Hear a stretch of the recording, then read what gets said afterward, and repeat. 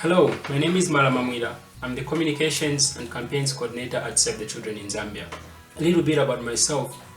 Well, I am passionate about the work that I do, and I think in a role such as mine, you need to have the passion in order to bring out the best of your ability and also to do your work effectively.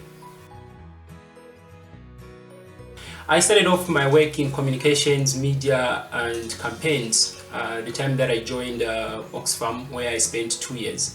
And now I've been at Save the Children as well for over 2 years, and I'm loving the work that I do. And communications and campaigns, media work is something that you need to have love for in order for you to be effective in your work. As you can probably see or tell from my background with that washing machine that's back there, this is the new normal that we are trying to work under, and that means that we are having to work from home.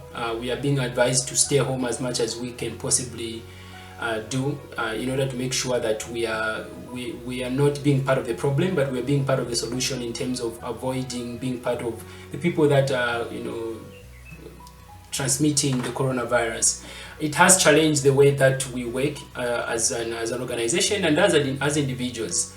A lot of my work as a communicator means that I have to go out in the community and interact with the people that we work with, the children, the parents. But that means that because of the COVID pandemic, we have to change the way that we work.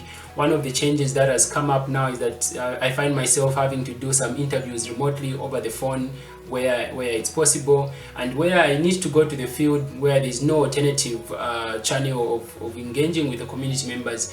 It means that I have to take into account specific measures, such as making sure that I'm wearing my face mask, making sure that the people I'm interviewing are also wearing their face mask, and making sure that there's adequate spacing between us in terms of social distancing, and at the same time, of course, making sure that we frequently wash our hands. And these measures are also measures that we are also seeing at our country office, and these are measures also which we are trying to replicate also at home as much as humanly possible.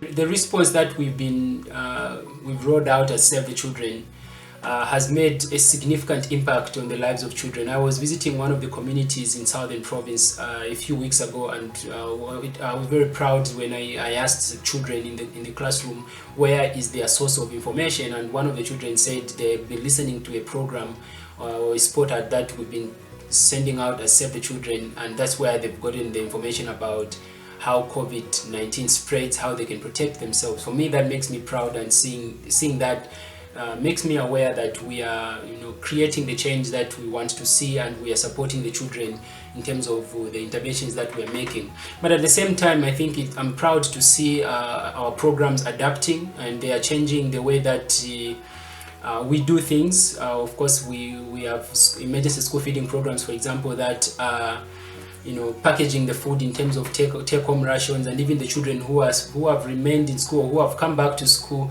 in examination classes, are having to also make sure that they take up certain precautions like washing their hands, observing social distancing as they go and receive the food that they get from Save the Children.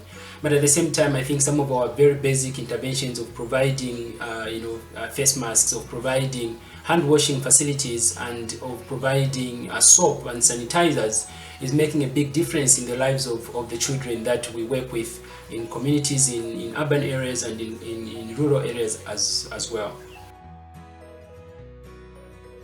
The most inspiring moving stories for me was the time when I had an interaction with some children under the school feeding program, and I remember asking a 14-year-old girl what they would want to see in terms of food that they would eat, and she told me that for her, while she appreciated the food that she was getting, and that was the Coison blend, that she would appreciate an option of having fish as a source of food for the school feeding program. While I realized that maybe we might not be able to afford in emergency school feeding programs to be able to provide children that kind of food, it made me realize that the children that we work with, they are aware of the needs that they have. They have favorite things that they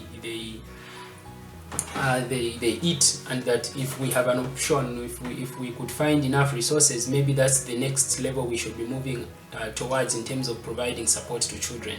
The one thing that makes me proud of working for Save the Children is that I think it's one of the best jobs in the world, in the sense that it creates an opportunity for a person like me who has the passion for change to work with a generation of children, a generation of young people who are ready to challenge the way things are done, to challenge the approach that the world has taken on issues to do with inequality, on issues to do with gender, and on issues to do with poverty.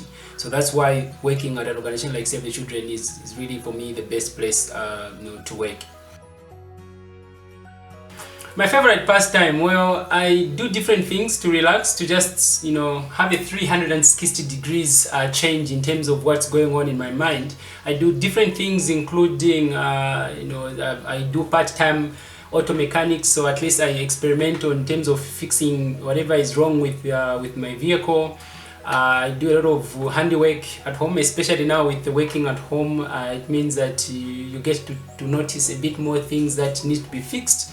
Some bit of plumbing, some bit of carpentry, and among others. But also watching football is one of the things that helps me relax, and maybe just watching the news, among different things. Yeah, so that's me. Thank you very much for watching. Stay tuned.